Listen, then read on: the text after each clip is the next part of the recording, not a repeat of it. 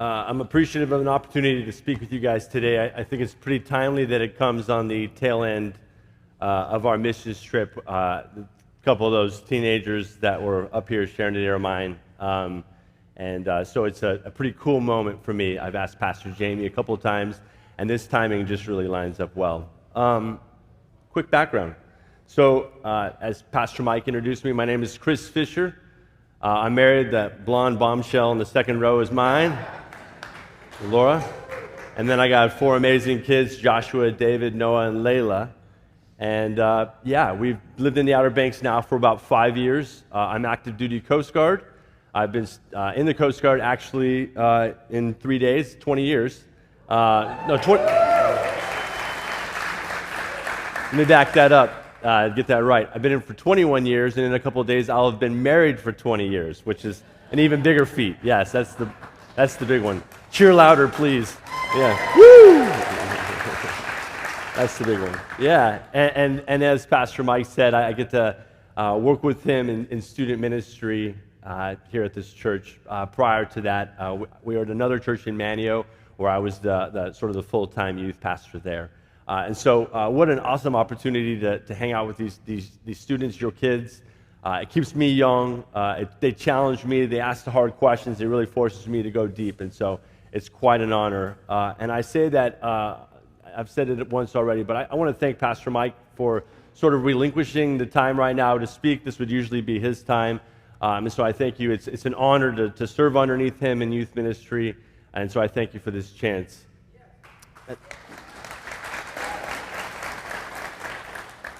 And I want to say the same to all the leadership, to Jamie.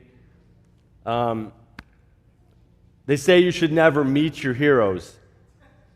Jamie met me 5 years ago when we first moved here to the Outer Banks, and so it's been quite a pleasure to get to team up with him in ministry, and as iron sharpens iron, this will probably be my last time speaking to you guys, so I'm not holding back.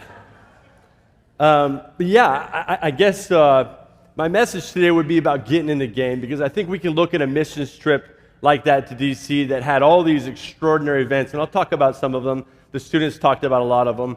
Mostly, if you're going to tune out right now, just remember what Wesley said. He stole all my bullet points, so just remember that. Just watch that part over again. But I think we can see that, and we could say that was what a great thing they did. It's really not for me. I don't really feel specifically called to that. So anyway, and we sit back, and maybe we become Christians who show up for church on Sunday and maybe hit a couple other bullet points along the way, and that's sort of like, I'm good.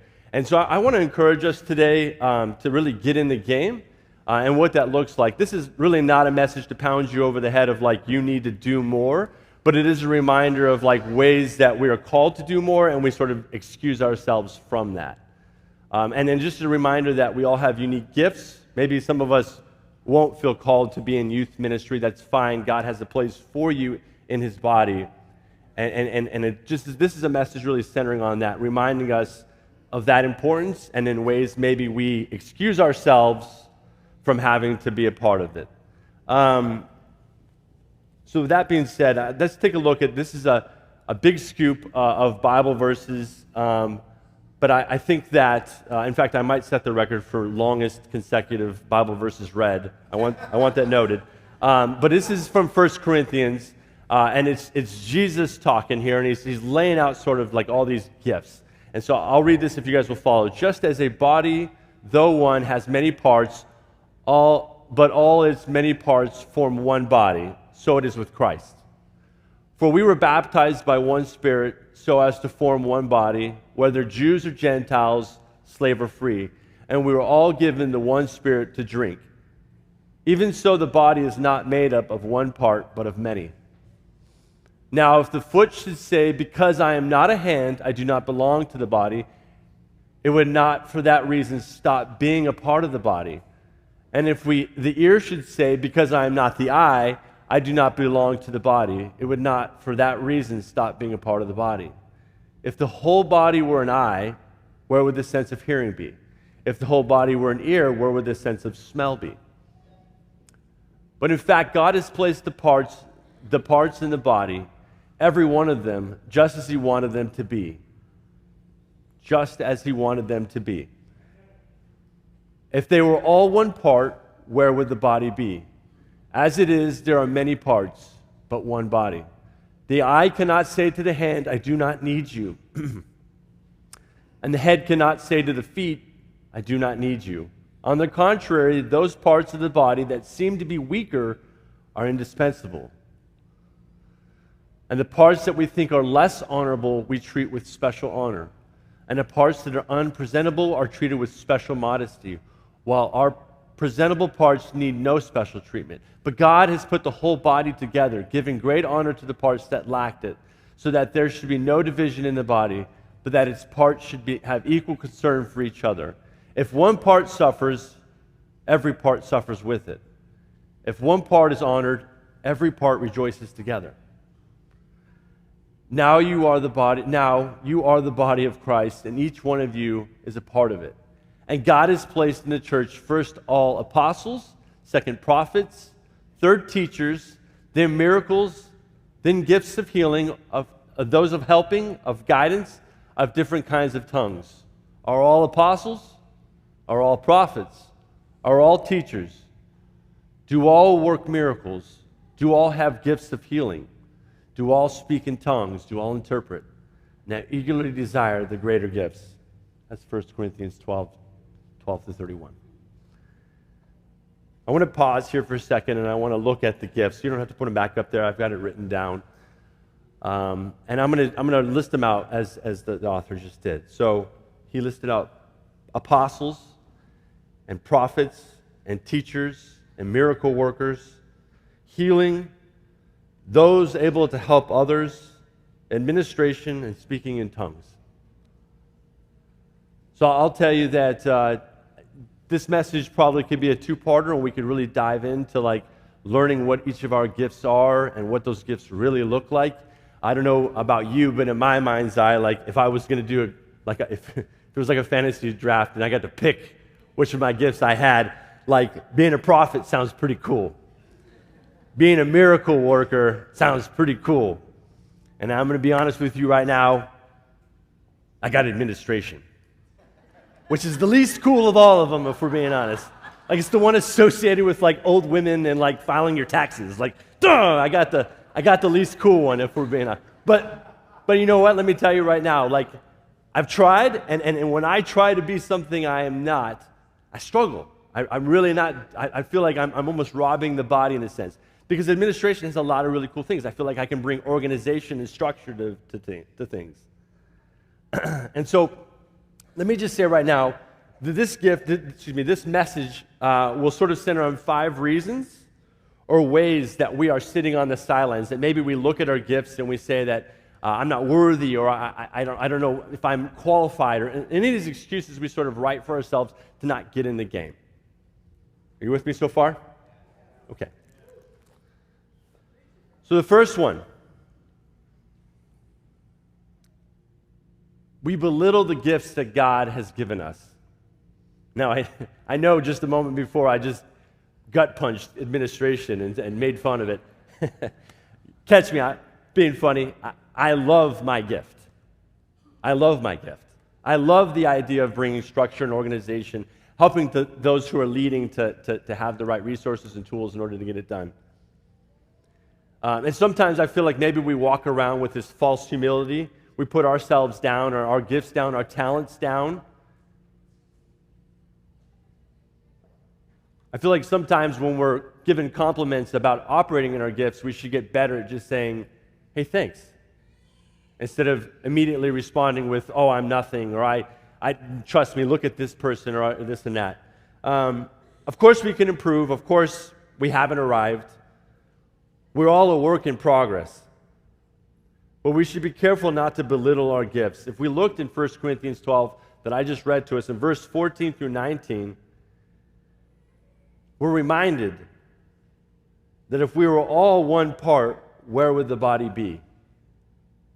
I admire Pastor Jamie's gifts, but I can't be Pastor Jamie, nor should I try, because I have my gifts. And if I operate in mine and he operates in his, we're better off for it.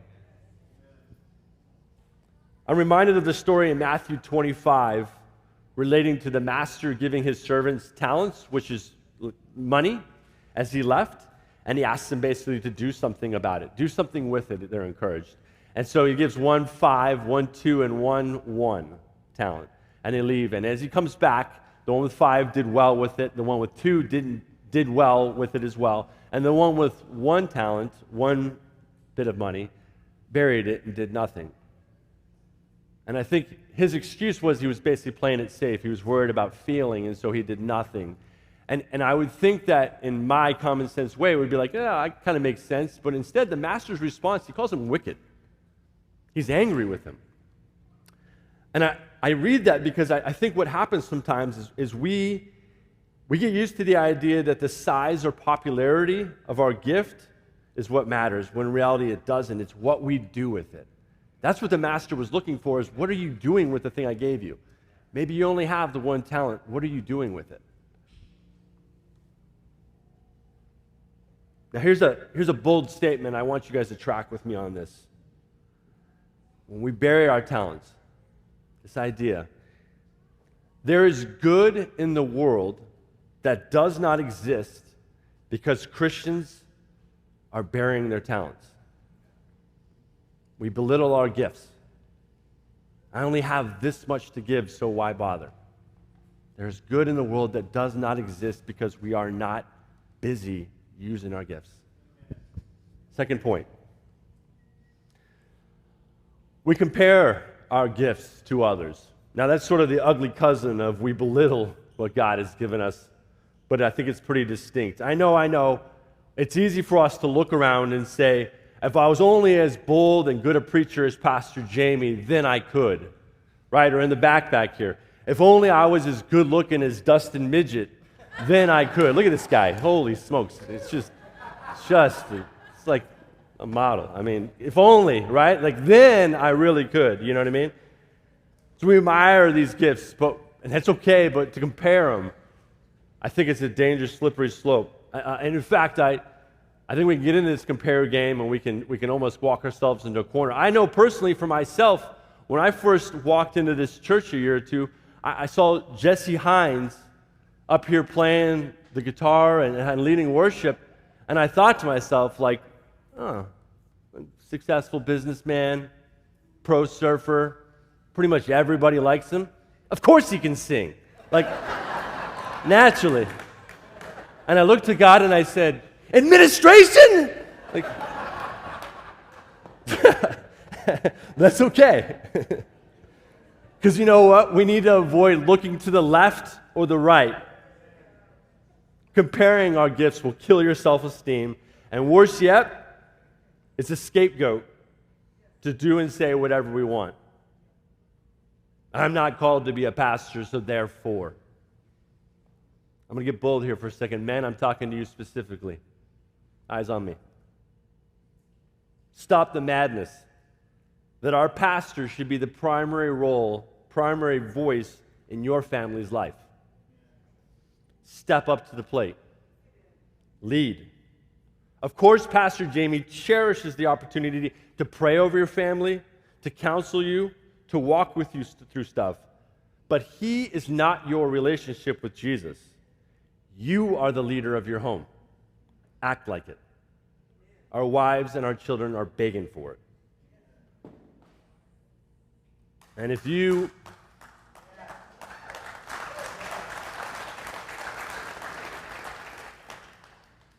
got that down, or you say, well, I'm single, I don't have a family, remember this. Each of us has the ability to reach people that nobody else does. You are uniquely positioned in your life to reach people around you that Pastor Jamie has no access to. Hear me on this. God places people in our path that we are uniquely positioned to connect with. Stop belittling your gifts. The third one.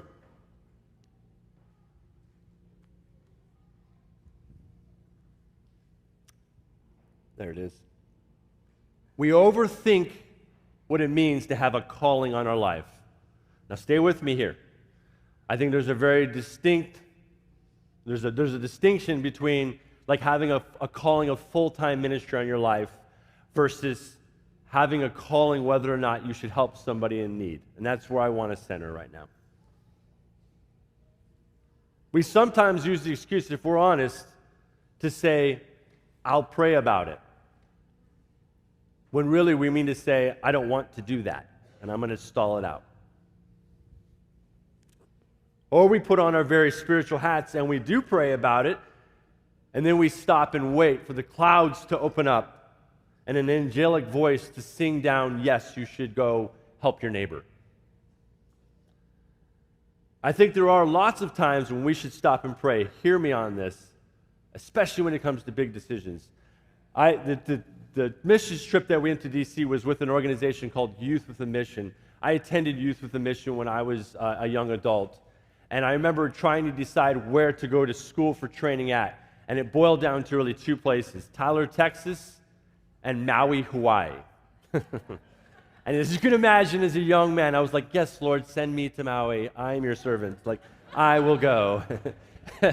But I remember God sort of very, very distinctly saying, like Tyler, Texas is where it's at. And I was, oh man, I'm not sure, God. Like, I don't really feel. It was even a surf detail, like an emphasis on surfing in Hawaii. Again, I'm thinking like my friends were even like, you bonehead, like this is a no doubter, you know. But God kept saying like Tyler, Texas, and in fact, He even confirmed it in a song, which was a pretty amazing thing. Like this song came up. It was just one of those moments where God was just like, Chris, no, go to Tyler, Texas. And I would say to myself, like maybe some of you would say, why would that be such a big difference? Let me just quick background on my story. I ended up meeting my wife there.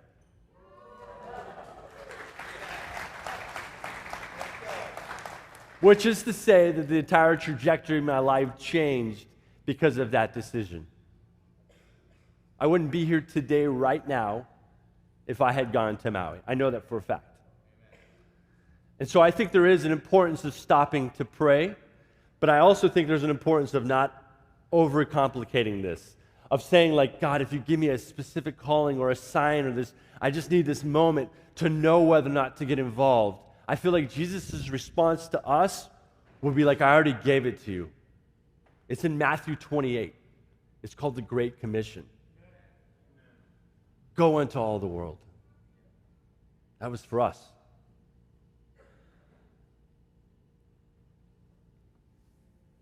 All right, this next one, number 4, I think, is sort of open for you guys to fill out yourselves. That's a blank line.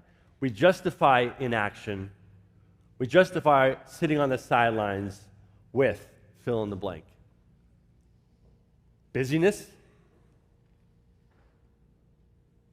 A lot of young parents in here, a lot of sports going on, a lot of things going on at the same time. Those are beautiful, awesome, amazing things. Are they so vitally important that we're missing out on some pretty cool spiritual growth that could be happening in our life?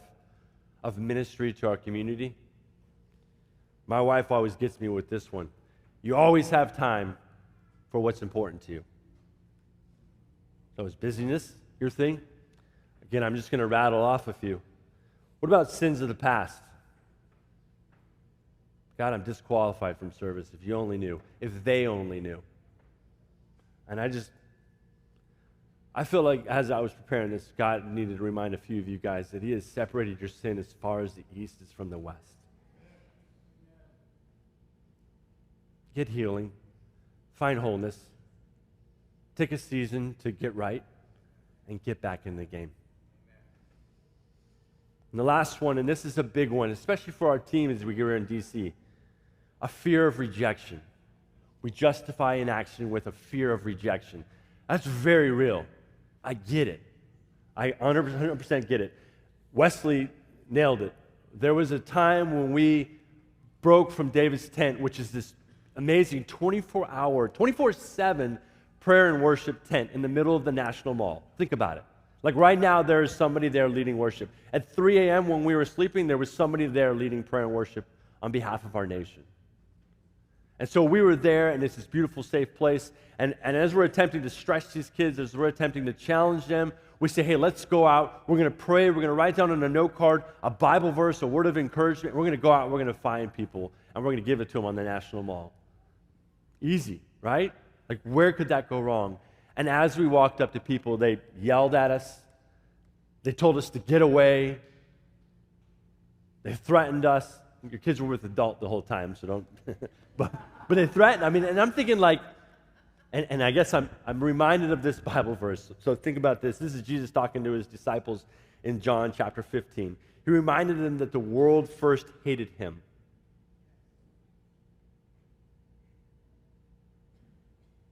When the world hates us, remember that you have a Savior that the world also hated. And they hated him while he was going town to town, healing people. So I would challenge all of you guys as well, that like if the fear of rejection, the fear of somebody spitting in your face, the fear of somebody telling you to get away is enough to keep you on the sidelines, then you will always face that. I would encourage you to push past the fear of man, past the fear of rejection. One of my favorite people in the whole world is the leader of that base, Jason Hershey. Just the, I don't know, he's a nerd. He's like nerdy guy, just on fire for Jesus, has 9 kids, is at the tent all the time, just doing life. Like from a Christian or from a worldly perspective, he's doing everything backwards, and this guy is just on fire for God. And the best part about it is he couldn't care less what any of us or anybody in the world thinks of him because he is just busy chasing after God. What an example for our kids to see as we stood in the middle of Lincoln Memorial and Jason launched into this whole message that included the founding fathers' idea and really embracing the concept that God withholds his judgment on us for a season, but that it's required for us to make right choices moving forward. And he's laying it out for us, and then he starts calling out abortion in the middle of Lincoln Memorial on Sunday, the day before Memorial Day. And I think to myself, like, holy smokes, we're going to get screamed at right now. There's crowds, hundreds of people in this room, and he gathers around and he starts preaching about Abraham Lincoln, and he's laying out some of the addresses that Lincoln had given, and it just starts speaking truth. And all I could think is, like, doesn't this man realize the people that are looking at him with dirty looks off to the side? He did. He's just gotten past the point of fearing rejection. I don't know.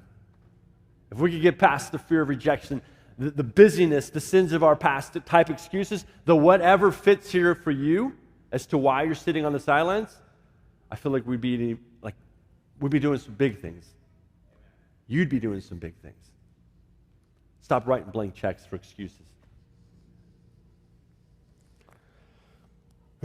This last one is big. We decide the agenda. I'll serve, but only if, right? Sort of as an exercise, I walked through with the kids leading up to this missions trip, this idea of like, lay out what a perfect missions trip would look like. Like what would be an ideal situation? Write it down. And then take that piece of paper, wad it up into a ball, and throw it in the trash. Because that's not how it works with God. You know, I've heard some of the best mission trips ever. I've been on a lot, and I've heard about a lot more, is mission trips where they're going to some crazy remote place and everybody's geared up for it and excited, and there's some major malfunction with the airplane and they're stuck in the airport for 3 days. And in the midst of that, this amazing opportunity for them to preach and reach out to those also stuck in the airport occurs. And healings break out. And people are saved. And I think those people all had an agenda of what they wanted it to be, and it ended up being something so very different, but it ended up being even more beautiful than they had dreamed. God moves the most, I find, when we ask, God, what is your will for my life? The inverse of that is that it's hard to hear God speak when we've already decided what he's going to say and what he's going to do. When we draw a line, this is what it needs to look like. I'm reminded of the parable in Mark 10 of the rich man. He runs up to Jesus excited as Jesus is preaching, and he says, what do I need to do to inherit eternal life? And Jesus starts rattling some stuff out. Don't murder, don't commit adultery, don't steal. And I can almost visualize this man's eyes getting bigger and bigger as he realizes he's not doing any of those things, and so he's 100 for 100. Becoming more and more certain of himself, Jesus finally lays down the one thing. He says, sell all your stuff and give your money to the poor. And in verse 22 of Mark 10, it says, the rich man went away very sad, for he had many possessions.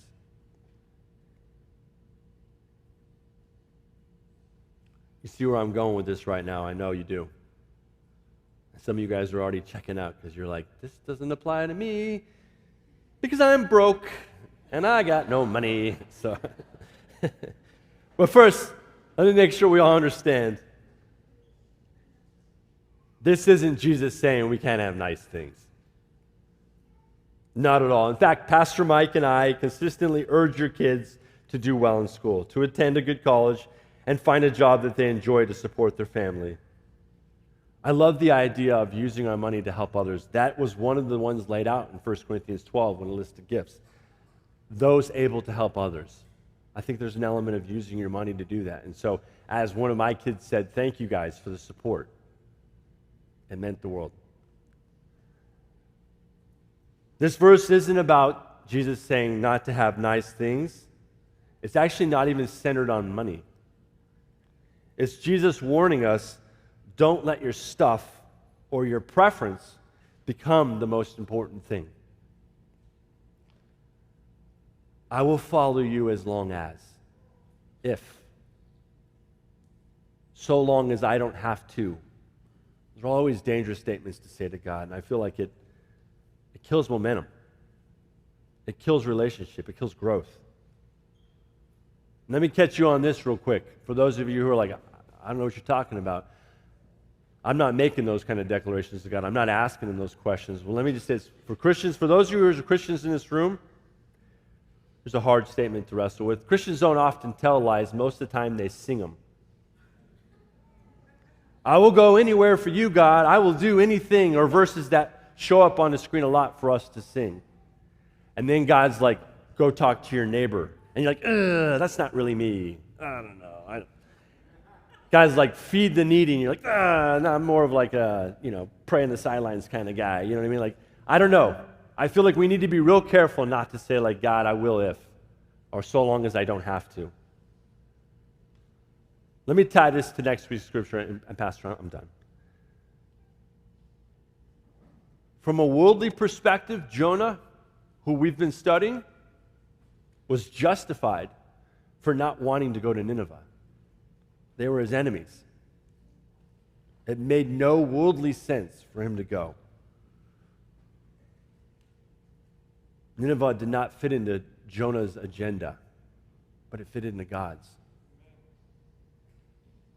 Isn't it time for us to invite God into our plans, our time, our finances, and our relationships?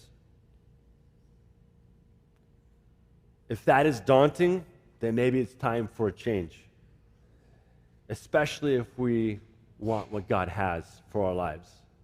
I encourage you guys, walk in your gifts. Get in the game.